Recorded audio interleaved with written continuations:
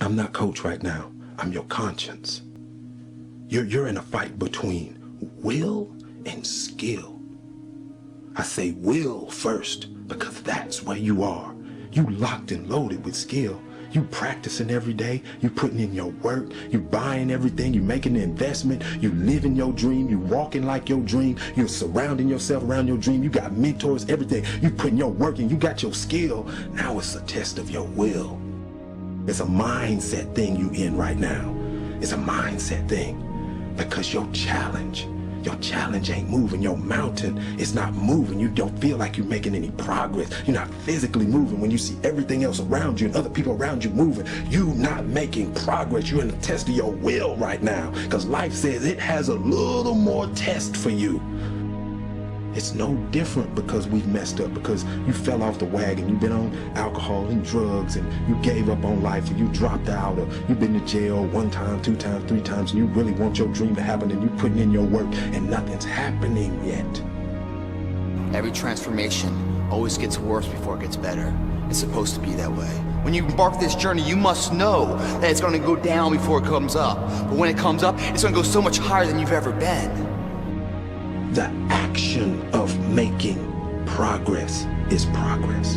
The push itself, the fight, you get up and swing and miss, that's progress. You get up and you run at what you want with everything you got and you miss, that's progress. The effort of making the attempt is progress. It must happen. It can't do anything but move. You can do anything but make progress. You're pushing and you're pushing and you're pushing and you're pushing and you're doing everything right. You're tired, you're exhausted, and ain't nothing happening yet. That word is what you're waiting for. Yet. Because I promise you, if you keep pushing, if you keep giving me all your effort, it will happen. You have to be equipped mentally to endure this process. Knowing what you're about to go into is step 1.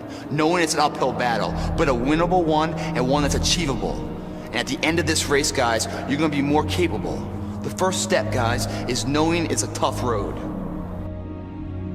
As soon as you decide to stop looking for answers in other people and miracles somewhere down the yellow brick road and click the heels of your mind and set your affections on things that are above, you could have been free years ago.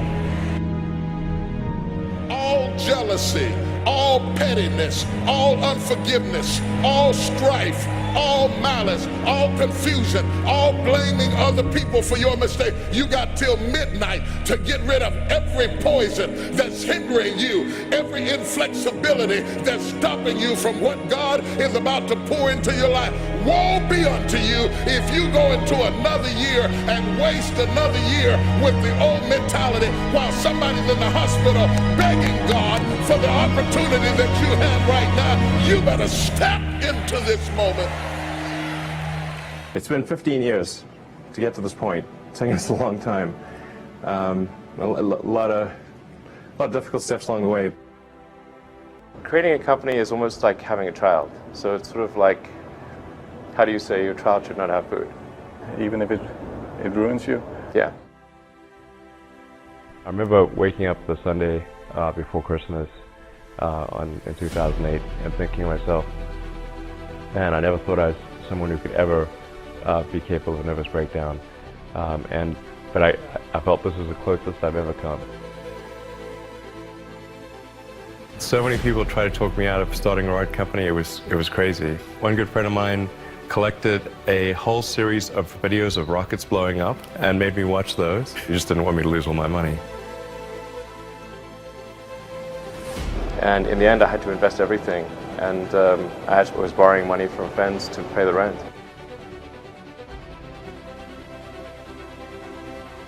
What we'd like to do is to establish a city on Mars and help make humanity a multi-planet species and a true spacefaring civilization. That's the ultimate goal. I'm not saying we will do it, I'm just saying we're going to try. You had that third failure in a row. Did you think, I need to pack this in? Never.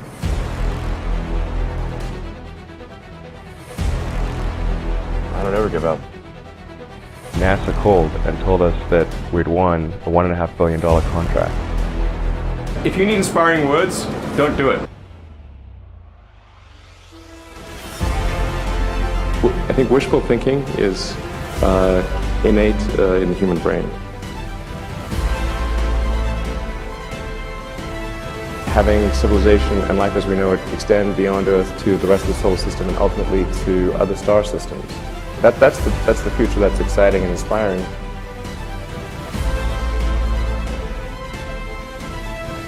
You need things like that to be glad to wake up in the morning. We're doing these things that seem unlikely to succeed, and we've been fortunate, and at least thus far they have succeeded. Life can't be just about solving problems. Like, there have to be things that are inspiring and exciting that make you glad to be alive. And ultimately be out there among the stars. It has actually been a very difficult journey, I have to say.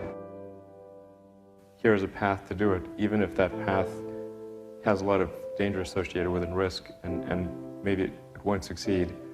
Why it's important, and even if the odds are that it won't succeed, it's worth trying to do it. I'm just incredibly proud of the SpaceX team for being able to achieve this I think, incredible milestone in the history of space.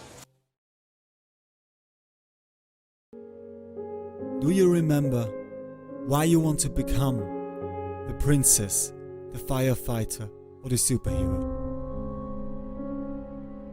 Remember the time when your thoughts weren't filled with negative emotions and concerns about money, time, or what people think about you. Remember the time when you were truly free.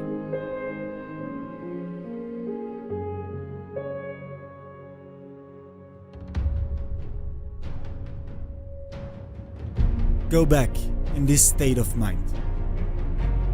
Think back how you felt as a child, where nothing more happened than living in the moment and being absolutely sure that your dreams will come true. And also remember the day when you decided it's worthless. That you're no longer a child, that you're an adult now, and dreams aren't there to be fulfilled. When you decided that money is more important than freedom. When you decided that reaching your goal or getting a promotion is more important than being honest or having friendships. When you hold back your world just to be safe and not be judged by other people. See, dreams are not just a concept to make you feel better and give you a sense of hope. Dreams are there to be fulfilled, so protect them, fight for them, and reach them. Remember your dreams. Go after them. Do everything you can to follow them, and most importantly, never ever forget them.